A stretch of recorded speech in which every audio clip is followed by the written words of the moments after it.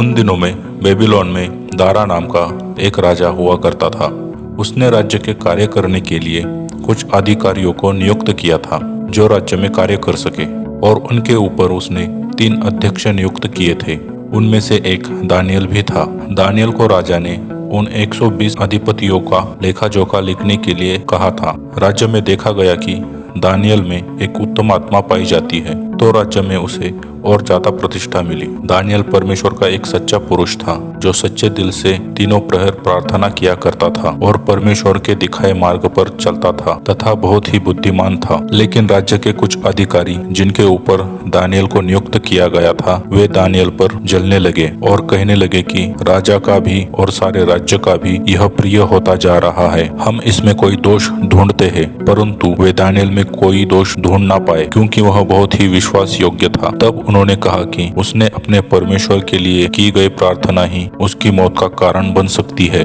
उसके बाद वे अध्यक्ष राजा के पास गए और राजा से कहा कि राज्य के सारे अध्यक्षों ने आपस में मिलकर ऐसी सम्मति की है कि राजा ऐसी आज्ञा निकाले कि 30 दिन तक कोई भी राजा को छोड़कर अन्य किसी भी देवी देवता को दंडवत करे तो उसे शेर की मान में डाला जाए। यह सुनने के बाद राजा ने उस आज्ञा पत्र पर हस्ताक्षर कर दिए, जो आज्ञा पत्र वह अध्यक्ष उसके पास ले आए थे। इसके उपरांत जब दानियल को यह आज्ञा का पता चला तो वह डरा नहीं, परंतु अपने नियम के अनुसार वह अपने परमेश्वर की प्रार्थना करता रहा। जब अध्यक्षों ने उसे ऐसा करते पाया तो उसे आज्ञा तोड़ने के कारण बंदी बना लिया गया और राजा के पास ले जाया गया। उन्होंने राजा को बताया कि जो आज्ञा राजा ने सभी नगरवासियों के लिए बनाई है, दानियल ने उसका पालन नहीं किया तथा वह अपने परमेश्वर की उपासना करता हुआ पाया गया। यह सुनकर राजा को बहुत ही दुख हुआ और वह अपने मन में बहुत ही उदास हुआ, क्योंकि दानियल राजा का बहुत ही प्रिय था तथा उसके मित्र जैसा था। परंतु अध्यक्षों ने राजा से कहा कि जो आज्ञा राजा ने दी है वह अब तोड़ी नहीं जा सकती। तब राजा ने उन्हें आज्ञा दी कि दानियल को शेर की गुफा में डाल दिया जाए। उस समय राजा ने दानियल से कहा कि तेरा परमेश्वर जिसकी तू उपासना करता है वही तुझे बचाएगा। उसके बाद दानियल को शेर की गुफा में डाल दिया गया और उस गुफा के आगे एक बड़ा पत्थर लगाया गया। जब राजा अपने भवन में आया तो पूरी रात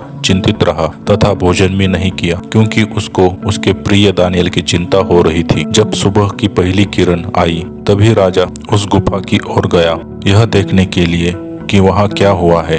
तब वहां जाकर वह दानियल को पुकारने लगा और कहने लगा कि जिसकी तू दिन रात उपासना करता है, क्या उस परमेश्वर ने तुझे बचा लिया? तब भीतर से दानियल की आवाज आई, राजा आप जुग जुग जिए। मेरे परमेश्वर ने जिसकी मैं उपासना करता हूँ, उसने अपने दूत भेजकर शेरों का मुंह बंद कर दिया। जब गुफा में मैंने अपने परमेश्वर को पुकारा तो उसने अपने दूत भेजकर मेरी रक्षा की। इसके द्वारा मैं परमेश्वर के सामने निर्दोष ठहरा। और हे राजा, मैंने तेरे विरुद्ध भी कोई भूल नहीं की है। तब राजा बहुत आनंदित हुआ और दानियल को गुफा से निकालने की आज्ञा दी। तब देखा गया कि दानियल के शरीर पर एक खरोच का भी निशान नहीं था, क्योंकि दानियल परमेश्वर पर विश्वास करता था और भलाई के रास्ते पर चलने वाला इंसान था। तब राजा ने यह आदेश दिया कि सभी दानियल के परमेश्वर की ही आराधना करें। उसके बाद राजा ने यह आज्ञा दी कि उन पुरुषों को शेर की गुफा में डाल दिया जाए जिन्होंने दानियल के विरुद्ध यह षड्यंत्र बनाया था, और ऐसा ही किया गया। और फिर राजा ने पूरे राज्य में यह आदेश दिया कि सभी लोग दानियल के परमेश्वर को ही दंडवत करें, क्योंकि वही सच्चा परमेश्वर है। उसके बाद दानियल उस राज्य में सुख और चैन से रहा। तो दोस्तों, हमने देखा कि किस तरह दानियल अपने परमेश्वर की आराधना करने में विश्वास योग्य रहा तथा वह उस आज्ञा से डरा नहीं और न ही अपने परमेश्वर की उपासना करनी बंद की। इस प्रकार हमें भी अपने परमेश्वर की उपासना करनी चाहिए। मनुष्य से नहीं डरना चाहिए। हमें भी संकट में घबराना नहीं चाहिए, परंतु प्रार्थना करनी चाहिए, क्योंकि हमारा परमेश्वर संकटों